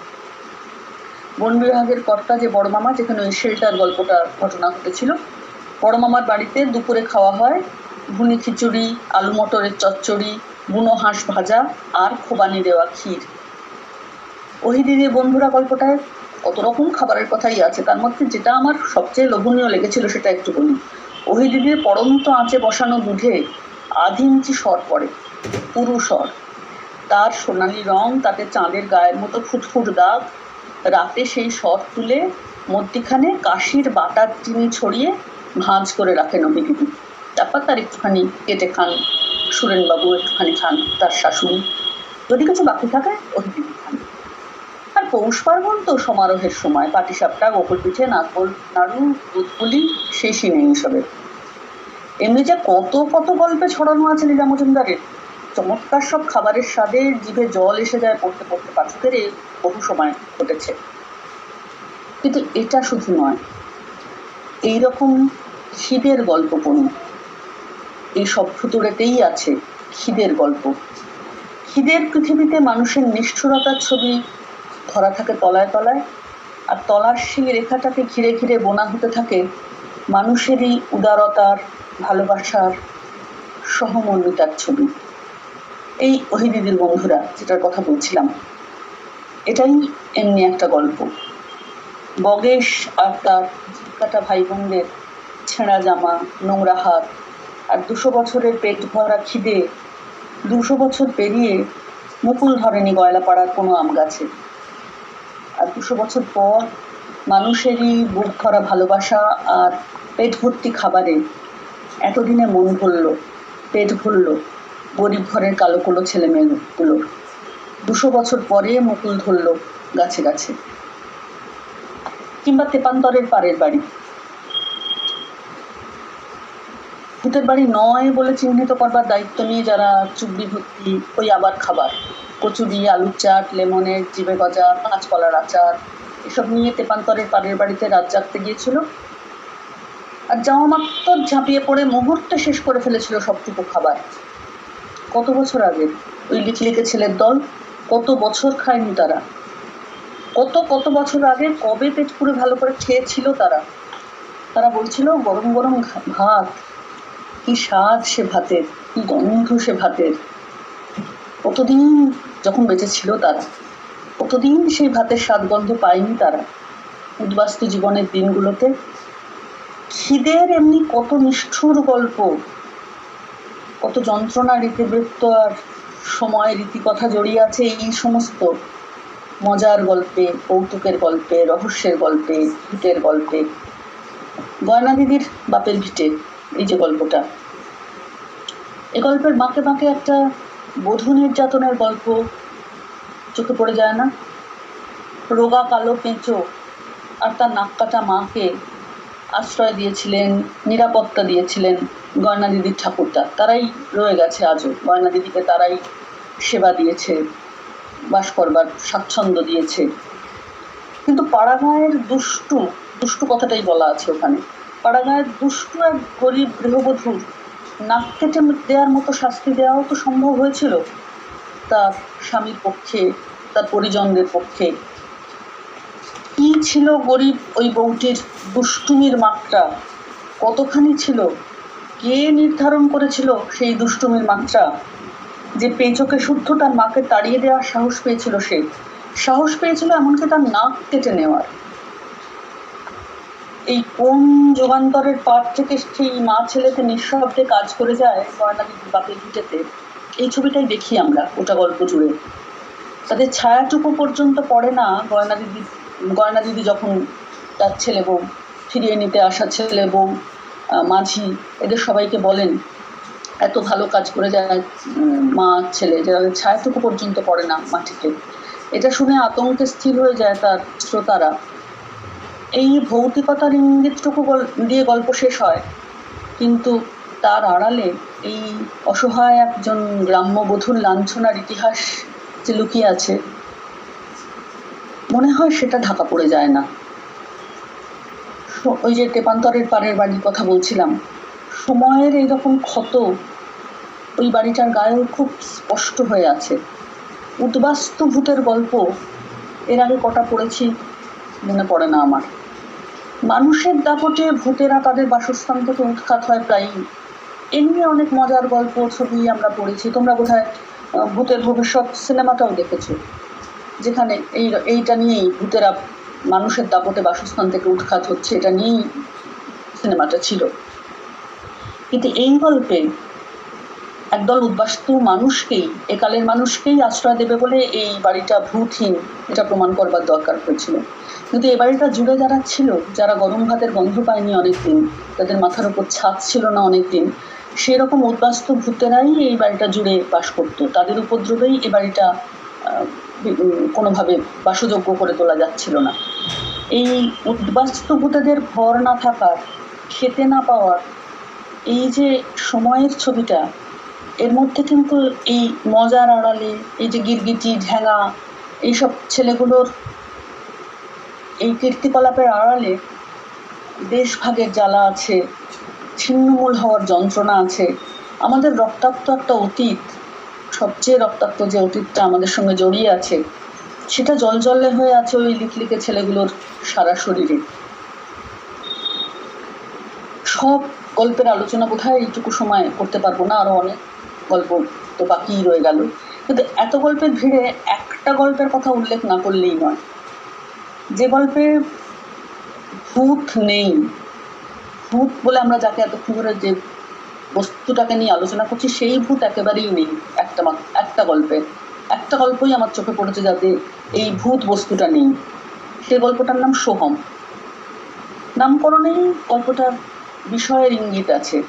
সোহম, সহ অহম, সেও যে আমিও সে, এই যে ইঙ্গিতটা, এই গল্পে কোনো ভূত আসেনি। তবে এক অর্থে ভূত আছে এই গল্পটাতেও। ভূত কথাটার আক্ষরিক মানে যদি করো, ভূত কথাটার মানে তো অতীত। সেই অতীত রূপ ধরে দাঁড়িয়েছে এই গল্পে। গল্পটা তো মনেই আছে তোমাদের, নিজেরই কৈশোরের মুখোমুখি দাঁড়িয়েছেন কিশোরীলাল। প্রতিষ্ঠিত সম্পন্ন একটি মানুষ, প্রতিষ্ঠিত সম্পন্ন কিশোরীবাবু যখন ভুলে গেছেন অতীতকেই, নিজের অতীতকেই যখন ভুলে গেছেন, তার সংগ্রামের দিনগুলি রাতগুলি যখন ভুলে গেছেন, এখনকার সিদ্ধি যখন তার মনটাকে অধিকার করে আছে, সেই সিদ্ধির মুহূর্তে তার সেই ফেলে আসার সময় তার মুখোমুখি এসে দাঁড়িয়ে তাকে মনে করিয়ে দিয়ে যাচ্ছে কোথা থেকে কোথায় এসেছেন তিনি, কিভাবে এসেছেন তিনি। নিশীথে গল্প সম্পর্কে বলা হয় না একটা ভূত ছাড়া ভূতের গল্প, এই সোহম গল্পটাও একটা ভূত ছাড়া ভূতের গল্প বলা যেতে পারে।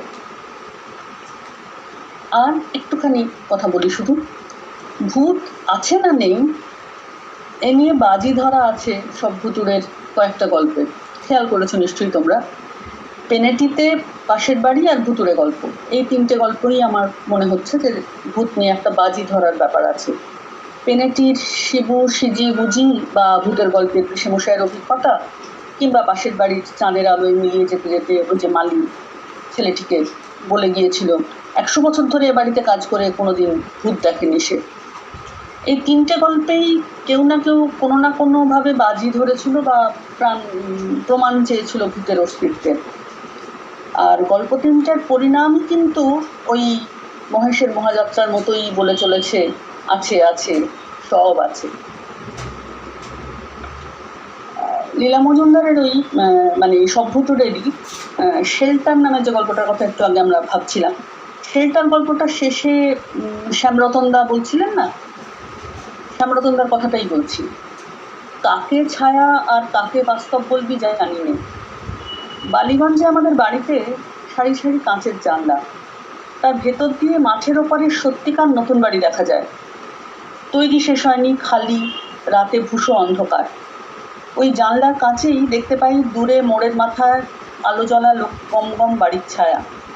ভূষো অন্ধকারময় খালি বাড়ি আর লোকজন ভর্তি আলো জ্বলা বাড়ি মিলেমিশে একাকার হয়ে যায়। কোনটা সত্যি কোনটা ছায়া চিনতে পারি না। কাঁচের জানলা খুলে তবে বুঝতে পারি কোনটা কি। যতদূর সম্ভব জানলা খুলে দিয়ে দেখলাম সভ্যতুরের গল্পগুলো। কিছু বলা হলো, হয়তো অনেক না বলাই রইল। তোমাদের ভাবনা দিয়ে তাকে পূরণ করে নিও। আমি যেটুকু ভেবেছিলাম তোমাদের সঙ্গে ভাগ করলাম। এবার তোমাদের যদি কিছু বলার থাকে আরো কিছু ভাগ করে নিতে পারবো তাহলে। অগ্নি। হ্যাঁ, ধন্যবাদ সুদক্ষিণাদি। তুমি সব ছুঁয়ে গেছো, মানে মূল্যবান বহু জায়গা ধরে ফেলেছো, তুমি জড়িয়ে দিয়েছো, এতে কোনো সন্দেহ নেই। ছাত্রছাত্রীদের পক্ষ থেকে যদি কোনো প্রশ্ন থাকে তারা প্রশ্ন করো। যারা পড়েছো, যারা ধরো পড়োনি, এমন অনেকেই আছে যারা পড়ো, হ্যাঁ, তথাপি শুনতে শুনতে অনেক প্রশ্ন মনের মধ্যে উঁকি মারে, সেই প্রশ্ন তোমরা করতেই পারো। এছাড়া আমাদের মধ্যে অনেক অধ্যাপক অধ্যাপিকা আছেন যারা ভূতের গল্প পড়তে ভালোবাসেন, আমি জানি, ভূত ভালোবাসেন। ইংরেজি বিভাগের একজন অধ্যাপিকা তো আছেনই, আমি জানি না জয়িতা আছে কিনা। তার আজকে নিশ্চয়ই, যদি সে আজকে শুনে থাকে, তার খুব ভালো লাগবে ভূতের গল্প। অধ্যাপক অধ্যাপিকারা কেন প্রশ্ন করবেন? আমি তো ছেলে মেয়েদের বলবো। না না, তারা তো করবেন। না না, ভূতের গল্পের প্রতি, ভূতের গল্পের প্রতি কার অনুরাগ নেই? ছাত্রছাত্রীরা করবে, তারাও করবে, তাদেরও অনেক জিজ্ঞাসা থাকতে পারে। হ্যাঁ, এটা তো একেবারে ওপেন ফোরামের মতো, বুঝতে পারছো তো? যে কেউ প্রশ্ন করতে পারে। তাহলে আমি তুমি পড়াও কিন্তু। হ্যাঁ, ঠিক আছে ঠিক আছে, যদি প্রশ্ন সেরকম আসে। কিন্তু তুমি আজকে বক্তা, তাহলে তোমার কাছ থেকে আমার উত্তর বেশি প্রত্যাশা করি। তা আমি বলছি সবাইকে যে যারা একটু প্রশ্ন করার থাকলে প্রশ্ন করো, যদি কেউ থাকে। অনেকে আছো নিশ্চয়ই। একেবারে না জেনে না বুঝেই প্রশ্ন করতে পারো। ভূতের গল্প ঘিরে আমাদের যে মনের মধ্যে নানা জিনিস উঁকি মারে, সেখান থেকেই প্রশ্ন উঠে আসতে পারে, কারণ সব জায়গায় শুধু দক্ষিণাদি ছুঁয়ে গেছে আমার মনে হচ্ছে। মানে এটা প্রায় কিছু বলার, সেই কারণে বলছি যে কেউ যে কোনো জায়গা থেকে প্রশ্ন করতে পারে। গল্প ধরে প্রশ্ন করতে হবে কোনো ইয়ে নেই, কিন্তু মানে ভূতের গল্প সম্পর্কে প্রত্যেকের মনের মধ্যে নানা রকম ভাবনা ঘুরে বেড়ায়, তারা করতেই পারে, এটা করুন। আমি সবাইকে বলছি। ম্যাডাম, আমি দিবাকর, আমি একটা কথা বলতে পারি, জিজ্ঞাসা করতে পারি? বলছি কি, আমরা তো ভূতের গল্প কম বেশি সবাই পছন্দ করি, ভয় পেয়েও হয়তো সবাই পছন্দ করে, কেউ ভয় না পেয়েও পছন্দ করে। তা আমার যেটা জিজ্ঞাসা, যে এই যে ভূত, এই ধারণাটা বা এই চিন্তা ভাবনাটা প্রথম উৎসটা কি? এই গল্পে বলুন বা সাহিত্যে যে কোনো শাখাতেই বলুন, ভূত যে এসেছে, এর উৎসটা কি আমাদের এই অবচেতন মন থেকে এসছে, মানে সুপার ন্যাচারাল কিছু থেকে এসছে, না অন্য কোনো জায়গা থেকে এসছে? সেটাই একটু জানতে চাইছি। এটা নিয়ে একটু আমি অনেক পরে ঢুকেছি, কিন্তু এটা নিয়ে একটু অন্যরকম কথা বোধহয় অধ্যক্ষা একটু বলছিলেন। আমার যদিও সেরকম ধারণা, সেই অর্থে ধারণা আমার নেই। আমি এটাকে কল্পনার রাজ্যর বিষয় বলেই ভাবি। এই যেটা কথাটা একটু আগে আমি বলতে গিয়ে বলছিলাম এই যে আমি অনেক কিছু পারি না, আমার সেই না পারাটাকে আমি ভাবি যে অন্য কেউ হয়তো আমার সেই না পারার খামতিগুলোকে পূরণ করে দিতে পারে, সে হয়তো আমাকে এই আত্মবিশ্বাসটা জুগিয়ে দিতে পারে, এরকম একটা কল্পনার রাজ্য হয়তো আমি নিজে করে নিই, যেমন টংলিংয়ের ওই চাঁদ করে নিয়েছিল, এরকম একটা আমি ভাবি। আর একটা যুক্তিও বোধহয় পাশাপাশি কাজ করে, যেমন আমার যে গল্পগুলো মানে যাদের নিয়ে আমি আলোচনায় আসিনি প্রথমেই, ধরুন রবীন্দ্রনাথের গল্পের কথা ভাবি, যদি রবীন্দ্রনাথের ঠিক ভূতের গল্প বলবো না, কিন্তু অতিপ্রাকৃত গল্প আমরা যেগুলোকে বলি, রবীন্দ্রনাথের গল্পে তো কখনোই অতিক্রম করে যায় না, আমাদের সম্ভাব্যতার সীমার মধ্যেই থাকে রবীন্দ্রনাথের গল্পগুলো। সে মণিহারা বলুন, মাস্টারমশাই বলুন, ক্ষুদিত পাষাণ বলুন, একটা ভৌতিক পরিবেশ রবীন্দ্রনাথ খুব চমৎকারভাবে তৈরি করেন, কিন্তু সবসময় একটা যুক্তি রেখে দেন। গল্প যখন শেষ হয় তখন একটা যুক্তিতে পৌঁছই যে এটাকে ভৌতিক গল্প বলে রবীন্দ্রনাথ মনে করছেন না, ভূতের ব্যাপারটাকে ভেঙে দিয়ে যান। মণিহারার মতো এমন একটা চমৎকার গল্পে যেখানে ফণিভূষণকেই ফণিভূষণের গল্প শোনান, আর তারপর দেখা যায় মণিমালিকা নয়, তার বউয়ের নাম নৃত্যকালী, এইরকমভাবে যখন ভেঙে দেন যুক্তি দিয়ে, তখন মনে হয় একটা যুক্তিক্রম থাকে। মানে ভূতের গল্পে হয়তো এরকমভাবে কেউ ভাবতে পারেন যে যুক্তিটা আমি ধরতে পারছি না, কিন্তু যুক্তি কোথাও আছে। কিন্তু ভূতের গল্প করতে গিয়ে এভাবে আসলে আমরা ভাবি না, ভাবতে চাই না, ওই ভয় করতেই ভালোবাসিটাও থাকে, এরকম মানে টুকরো টুকরো ভাবনা আর কি। আমি ঠিক এরকমই ভেবেছি, হয়তো এর থেকে অন্যরকমভাবে অনেকেই ভাবেন। যেমন আমি তখন পুরোটা শুনতে পারিনি, আমার অধ্যক্ষার কথাগুলো শুনে একটা কৌতূহল হচ্ছিল, উনি একটু অন্যভাবে বলছিলেন এই কথাগুলো, অরবিন্দের কথা বলছিলেন, আরও কিছু কথা বলছিলেন যেগুলো নিয়ে আমি ঠিক খুব জানিও না আর ভাবিও নি হয়তো সেভাবে।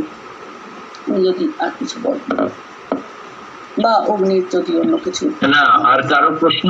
আমি অধ্যক্ষকে বলছি, যদি আপনার কোনো প্রশ্ন থাকে আপনি করতেই পারেন।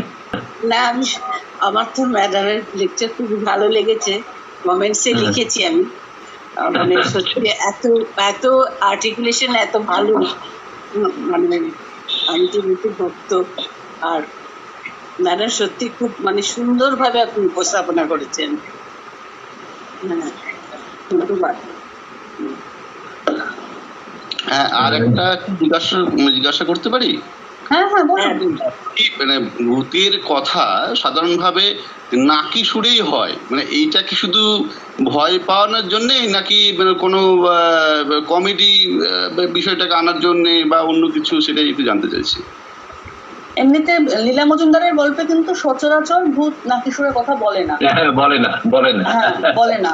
ওই যে এক্সটেন্ডেড ফ্যামিলি বললাম, ওই জন্য ভূতেরা আমাদের মতোই, আমাদেরই আশেপাশে তাকে নাকি সুরে সচরাচর কথা বলে না। ওই যাদের সৌন্দর্য প্রতিযোগিতা হয়েছিল, ওদের একটু গিরগিরে রোগা, ফুলোর মতো কান, মুলোর মতো দাঁত, ওরা একটু বলেছিল নাকি সুরে কথা। এছাড়া নাকি সুরে কথা বলা ভূত লীলা মজুমদারের গল্পে নেই। আর এমনিতে যে থাকে সেটা বোধহয় ওই আমাদের থেকে আলাদা, একটু অন্য জগতের বাসিন্দা, এইটা বোঝাবার জন্য, আমাদের মতো ভাবে ঠিক কথা বলে না এইটা বোঝাবার জন্য। কিন্তু লীলা মজুমদারে নেই অমন ভূত। ঠাকুরমার ঝুলিতে আমরা পাই। হ্যাঁ, সে গল্প বলে শোনাচ্ছেন যখন, সেখানে একটু চন্দ্রবিন্দু লাগিয়ে কথা বলার প্রবণতা আছে। আর কেউ পিনাকি? একটা প্রশ্ন। হ্যাঁ, করো সৃজনী, করো। হ্যাঁ, ম্যাডাম আপনাকে প্রণাম জানাই। প্রথমেই আপনার সেমিনার আমি করেছিলাম, আপনি আমাদের কলেজে এসেছিলেন। আমি 6th সেমের সৃজনী দত্ত। আমার একটা প্রশ্ন, মানে এটা একটুখানি মানে সিলেবাসের বাইরেরই প্রশ্ন, মানে একটা কৌতূহল, যে এই যে ভূত ব্যাপারটাকে, ভূত তো আমরা সাধারণ মানুষের মধ্যে, সাধারণ কি প্রচুর অসাধারণ মানুষের মধ্যেও আমাদের ভূত নিয়ে একটা আতঙ্ক থাকে ইন জেনারেল। তো এই সাহিত্যে লীলা মজুমদার বা শীর্ষেন্দু মুখোপাধ্যায় বা পরশুরাম, এরা যে সাহিত্যে বা বিষয়টাকে মানে কিভাবে বিশ্বাস করে ভূত ব্যাপারটাকে উপস্থাপন করেন, বা তাদের কি কখনো কোনো প্রত্যক্ষ বা পরোক্ষভাবে ভূতের সাথে কোনো যোগাযোগ ছিল, নাকি ভূত কখনো বলেছে যে আমাদের নিয়েও লেখা হোক? তো এটা তো মিষ্টি ভূত, মিষ্টি ভূত তারা। লীলা মজুমদার তো একেবারে বলেছেন সব কটা বানানো, একটাও সত্যিকার ভূত নয়, ভূমিকাতেই আছে। দেখো, একটা ভূতের গল্পও সত্যি নয় বলেছেন। এই সব ভূতুরের গল্পগুলো সব আমি বানিয়েছি লিখেছেন, একটাও সত্যি নয়। আচ্ছা ম্যাম, আচ্ছা, এইটাই আমি একটুখানি কৌতুক ছলে জিজ্ঞেস করলাম।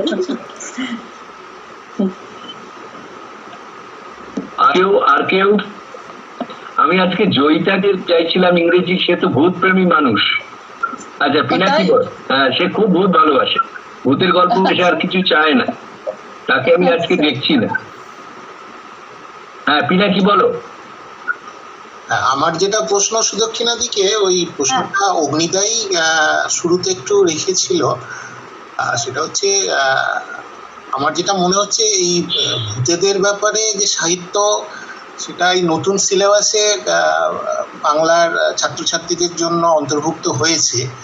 তো এর বিশেষ কারণটা বা মানে ছাত্রছাত্রীরা এই বিশেষ সাহিত্যের দিকটা পড়াশোনা করে তাদের মানে কি বিষয়ে আলোকপাত করার জন্য এইটা সিলেবাসে অন্তর্ভুক্ত করা হয়েছে, এটা আমার একটু মানে অন্য বিভাগের হিসাবেই আমার জানতে ইচ্ছে করছে আর কি। যে আমি নারায়ণ দেবনাথও এখন নাকি ছাত্রছাত্রীদের পড়ানো হচ্ছে, যাই হোক এটা একটা কমিক্স, একটা তো আলাদা দিক আছেই, মানে ভালো লাগার দিক। এই ভূতেদের ব্যাপারে ছাত্রছাত্রীদের মধ্যে যে আগ্রহ তৈরির যে একটা মানে এডুকেশনাল ভিউ পয়েন্ট থেকে যে একটা চেষ্টা, এটা একটা নিশ্চয়ই নতুনত্ব। আজ থেকে 10 বছর আগে যারা সাহিত্যের ছাত্রছাত্রী ছিলেন হয়তো জানি না তাদের পড়তে হয়েছিল কিনা। না না, আমরা এসব তো কিছুই করিনি। 10 বছর কেন, যাই হোক আমার মানে সিবিসিএস এর আগে সব আপনার। এটা কি কোনো আলাদা কোনো মানে সাহিত্যিক কারণ আছে সাহিত্যের দৃষ্টিকোণ থেকে? আমি হয়তো লেম্যান হিসাবেই প্রশ্নটা করলাম, এই প্রশ্নটা অগ্নিদা শুরুতে রেখেছিল, আমি শুনছিলাম আপনার কথা, এই দিকটা মনে হয় আমি হয়তো মিস করে গেছি। যদি আরেক না না, এই দিকে আমি কিছু ম্যাডাম আমি একটু বলবো? হ্যাঁ হ্যাঁ নিশ্চয়ই। হ্যাঁ, বলছি যে আমার মনে হয় বোর্ডার স্টাডিজ খুব সুচিন্তিতভাবেই এই ভূতের গল্প নির্বাচন করেছে। বাস্তব ব্যাপারটা এত, বাস্তব জীবন আমাদের কাছে এত কঠিন এবং রূঢ় হয়ে উপস্থাপিত হচ্ছে যে আর বাস্তবে আর আমরা থাকতে চাইছি না, একটু সরে আসতে চাইছি। আর ভূতের ব্যাপারটা একেবারে সম্পূর্ণভাবে সাহিত্য গুণ বর্জিত তা তো আমরা বলতে পারি না। না না, একেবারেই না। হ্যাঁ, কারণ মানে শীর্ষেন্দু মুখোপাধ্যায়ের লেখা বা এই গল্পগুলোর মধ্যে কত কমিক্স আছে, কত হাস্যরস আছে, সেগুলো তো আমরা দেখেইছি সবাই। তো এই হাস্যরসগুলো তো আমাদের ছাত্রছাত্রীদের মধ্যে, এই কৌতুকগুলো তো পরিবেশন করা দরকার। আমার মনে হয় বোর্ড অফ স্টাডিজ যথার্থই বিবেচনা করেছে। আপনার বিবেচনায় অবশ্য নিশ্চয়ই আমরা শুনবো, সেটা আমরা অপেক্ষা করছি। না না, সেটা তো নিশ্চয়ই অন্য স্বাদের লেখাও তো নিশ্চয়ই পড়া দরকার। এটা নিয়ে আমার মনে হচ্ছে অগ্নির কিছু ভাবনা চিন্তা আছে, চুক্তি করে রয়েছে। না না, আচ্ছা আমি যেটা পিনাকি প্রশ্ন করেছো, এটা ভূতটা এখানে একটা আড়াল, আর কিছু আমার কাছে মনে হয়েছে ভূতটা ভূত নয়, এটা একটা আড়াল। মানে আমি কতগুলো সত্যি কথা বলবো, কতগুলো বাস্তব সত্যের কথা উচ্চারণ করবো, তার জন্য আমাকে একটা বিশেষ ভঙ্গি দিতে হবে। ভূত হচ্ছে সে সহজ ভঙ্গি, খুব দ্রুত পেনিট্রেট করে। সুদক্ষিণাদি সব জিনিস বলেছেন, কয়েকটা আমি বলি, যেমন ভূতে ভর করা। ভূত আমাকে ভর করিনি, আমি ভূতকে ভর করেছি, এটা খুব ইন্টারেস্টিং জায়গা। তারপর ভূতের ছোঁয়ায় পাল্টে যাবে, বদলে যাচ্ছে মানুষ। ভূত মানুষের মধ্যে কতগুলো শুভ ইচ্ছের যোগান দিচ্ছে, কতগুলো শুভ বোধ জাগাচ্ছে। ভূত উপকার করছে, বিপদ থেকে উদ্ধার করছে। ভূত একটা বিশ্বাস জাগাচ্ছে আমাদের মধ্যে, ভরসা করতে শেখাচ্ছে, পথ নির্দেশ করছে। ভূত মানুষ চেনাচ্ছে, ভূত ব্যক্তিত্ব তৈরি করছে, ভূত দুঃখ কম দিচ্ছে, ভূত সচেতন করছে, ভূত শিক্ষা দিচ্ছে, ভূত সহমর্মিতা তৈরি করছে। এই সবটাই যেটা একটা শব্দ দিয়ে ধরার চেষ্টা করছে, এক্সটেন্ডেড ফ্যামিলির মতো। মানে এই ভাবনাগুলোকে আরো অনেক অনেক কথা দিতে আমি কয়েকটা বললাম মাত্র। এই ভাবনাগুলো এমনি সাহিত্যের পাতাতে যে পাওয়া তা তো না, পাওয়া যাচ্ছে, কিন্তু এভাবে বলার মধ্যে দিয়ে আমার যেটা মনে হয় খুব দ্রুত বিষয়গুলোকে স্পষ্ট করা যায়। কারণ এটা তো ভূত তো একটা আড়াল, আমার কাছে বারবারই মনে হচ্ছে এটা একটা আড়াল। ভূত একটা লক্ষ্য এটা। হ্যাঁ, এখানে অনেক ফ্যান্টাসির জায়গা আছে, ভালো করে খেয়াল করলে বোঝা যাবে যে সাংঘাতিক একটা জায়গা আছে ফ্যান্টাসি। সেটা হচ্ছে বোধহয় মোটেল বলে একটা গল্প আছে, সুযোগ সিনহা পড়েছে, যেখানে ওই আগের দিন যা দেখে পরের দিন গিয়ে দেখে সেখানে তার নেই, অথচ থেকে যাচ্ছে রৌপ্য মুদ্রাগুলো, এবং সেটা সে একটা জায়গায় কন্ট্রিবিউট করে আসছে। এখন ব্যাপার হচ্ছে কতগুলো পজিটিভ থটকে ভূতের মধ্যে দিয়ে দেখানো হচ্ছে, এইটা একটা জিনিস। আরেকটা জিনিস খুব ইন্টারেস্টিং আমার মনে হয়েছে, যে আমি বলছি না আলোচনা একটা গল্প আছে, কিন্তু আমার কাছে দুটো জায়গা ধরা পড়েছে গল্পগুলোর মধ্যে। একটা হচ্ছে আলো, যেটা হচ্ছে একদম প্রেজেন্ট সিচুয়েশনটাকে বোঝাচ্ছে, যেখানে তুমি আমি সবাই আছি, মানে পাঠক আছে, গল্পের যারা চরিত্র তারা আছে, আর ছায়ার জগৎটা মূলত ভূতের জগৎ, তারা আসছে। এখন আলো এবং ছায়ার মাঝখানে একটা ব্রিজ তৈরি করছে কতগুলো বাস্তব উপকরণ, যেমন আংটির কথা বলেছে, যেমন আমি রৌপ্য মুদ্রার কথা বললাম। অর্থাৎ এই ছায়ার জগৎ আর আলোর জগতে, আলোর জগতে যদি আমরা দাঁড়াই, ছায়ার জগতে ভূতেরা দাঁড়িয়ে আছে। ভূত কতগুলো সত্যকে চেনাচ্ছে, এবং সেটা আমরা আলোতে দাঁড়িয়ে দেখতে যে পাচ্ছি না তা নয়, দেখতে তো পাচ্ছি, কিন্তু তার সেতুটা কি, দেখতে পাওয়ার সেতুটা হচ্ছে বস্তুগুলো। তার মানে অতীতের সঙ্গে বর্তমানের যে কথাটা বলছে, যে একই গাড়িতে উঠলো অতীত এবং বর্তমান, সুদীপ্তি বলছেন, অর্থাৎ দুটো টাইম একটা জায়গায় নিয়ে আসা হচ্ছে, তার থেকে একটা ইতিহাস সচেতনতা ডেভেলপ হচ্ছে, একটা ইতিহাস সম্পর্কে আমাদের একটা জ্ঞান তৈরি হচ্ছে। এইভাবে টুকরো টুকরো ভাবে মানে প্রেজেন্ট সিচুয়েশন গুলো কি গড়িয়ে দিচ্ছে। উদ্বাস্তুর কথা যেটা বলছেন সেটা একেবারে মানে ক্রুড রিয়েলিটির কথা, এতে কোনো সন্দেহ নেই। দেখো এই কথাগুলো যখন আসছে খুব রগরগে হয়ে যখন আমাদের কাছে আসে না, আমরা দিতে পারি না, আমাদের কষ্ট হয়। কিন্তু ভূত যখন গল্পগুলো বলতে থাকে খুব রূঢ় বাস্তবের, সেগুলো কিন্তু অনায়াসে আমরা নিতে পারি। অর্থাৎ ভূতের গল্পগুলো পড়ানোর উদ্দেশ্য এটাই, আমাদের কতগুলো সত্যির সঙ্গে পরিচিত হওয়া, যে সত্যিগুলো আমরা প্রথাগত সাহিত্যের মধ্যে পাচ্ছি, কিন্তু এভাবে পাওয়ার মধ্যে দিয়ে আমার এই সত্যগুলোর প্রতি আকর্ষণ বাড়বে, দূরত্ব তৈরি হবে। হয়তো এমন হতেই পারে অনেক উপন্যাস পড়বার পর দ্বিতীয়বার পড়তে ইচ্ছে করে না, গল্প দ্বিতীয়বার পড়তে ইচ্ছে করে না, হতেই পারে। কিন্তু ভূতের গল্পের মধ্যে দিয়ে যে সত্যগুলোকে আমরা দেখি, সেগুলোর কাছে যেতে বড় ইচ্ছে করে। এই যে একটা সফটলি বলা, একটা ট্রু মানে সত্যি জীবনকে এত নরম করে, তার একটা খানিকটা লাবণ্যমণ্ডিত বলতে পারো, তার মধ্যে একটা অদ্ভুত সুন্দর লাইট এন্ড শেডের একটা ব্যাপার আছে। তো এর মধ্যে ঢুকে গেলে আমাদের মনের মধ্যে কতগুলো রিয়েলিটি নিয়েও কতগুলো স্বাস্থ্যকর ইলিউশন তৈরি হয়। সেইটা বোধহয় আমার মনে হয় লীলা মজুমদার খুব ভালো বুঝতে পেরেছিল, সেইটাকে উনি এখানে কাজে লাগাচ্ছেন। আমার মনে হয় আসলে আরো বাস্তবের কাছাকাছি নিয়ে যাওয়ার চেষ্টা করছে। এখানে একটা অবলম্বন মাত্র একটা আড়ালও হতে পারে, যে আড়ালটা ধরে আমরা এগোচ্ছি, আড়ালটা ভাঙলেই ঢুকে পড়তে পারছি, আর এরকম একটা ব্যাপার। ছায়াটা আসলে ছায়া নয়, ছায়াটা ভেঙে পড়ছে কোথাও কোথাও, হ্যাঁ, এবং প্রায় সব জায়গাতেই ভেঙে পড়ছে আবার, তাই না? ঠিক বললাম কিনা জানি না। হ্যাঁ, খুব সুন্দর করেছিস, খুব ভালো লাগে, এটা সংযোজন খুব সুন্দর। এটা আমার মনে হচ্ছে, এটাই আমার মনে হচ্ছে। নাকিকে বলে দেবে না? হ্যাঁ, আর যতটুকু বুঝলাম ভালোই লাগলো শুনে। ভূতের গল্প আর ভূতের গল্প রইল না, এটাই হচ্ছে। আমার তো ভূত নিয়ে বেশি ভাবতেই ভয় লাগে। ঠিক আছে, থ্যাংক ইউ। আর কারোর প্রশ্ন থাকলে প্রশ্ন করতে পারেন, নচেত আমরা আজকের এই আলোচনার সভা এখানে শেষ করব। উপস্থিত সমস্ত ছাত্রছাত্রী, অধ্যাপক অধ্যাপিকা যারা শুনেছেন বা শুনতে বেরিয়ে গেছেন, প্রত্যেকেই আমরা ধন্যবাদ জানাচ্ছি। আমরা আছি, আপনারা আছেন, আপনাদের যদি কোনো জিজ্ঞাসা থাকে আপনারা জিজ্ঞাসা করতে পারেন। হ্যাঁ স্যার, ওই আপনি অনেক খুব সুন্দর করে বললেন, তার সঙ্গে আমি একটুকুনি অ্যাড করতে চাইছি। হ্যাঁ, বলো। ভূত বিষয়টা মূলত দুটি দিক দিয়ে কাজ করে। প্রথম যেটা আপনি বললেন যে ওই বাস্তব কিছু যেটা যেটা সমাজকে দেখানো চাইছি কিন্তু সরাসরি বলতে চাইছি না, যেমন আমরা এই ছদ্মনাম ইউজ করি না, মানে মানে নিজেকে আড়াল করার জন্য, এইটা একটা দিক। যেমন হচ্ছে ভূতকেও সেইখানে ওই আড়াল করার জন্যই চরিত্র হিসাবে তুলে ধরা হচ্ছে, এটা একটা দিক। আর একটা দিক আছে যেটা, সেটা আমাদের হচ্ছে যেগুলো চাইছি পাচ্ছি না, মানে মনের অতৃপ্ত একটা বাসনা।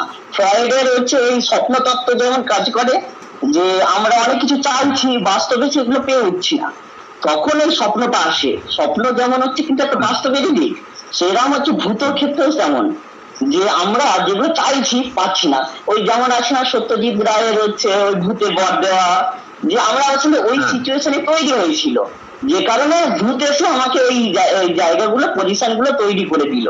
সেরকম ক্ষেত্রে লেখক বা লেখিকারাও যখন যে তার যে কলমের জোরে সেই অতৃপ্তি পাওনা গুলোকে একটা তুলে ধরার চেষ্টা করে ভূতের চরিত্রের মাধ্যমে, এবং যেগুলো হচ্ছে সমাজে সেই টাইমে হচ্ছে মানে কুসংস্কার বা সমাজ বা দেশদ্রোহী এই বিষয়গুলো যখন উঠে আসে, তখন সেইগুলোকে দূর করার জন্য এই রূপক বা এই ভূতের চরিত্রের আড়ালে থেকে সেই সত্যটাকে তুলে ধরার চেষ্টা করেন।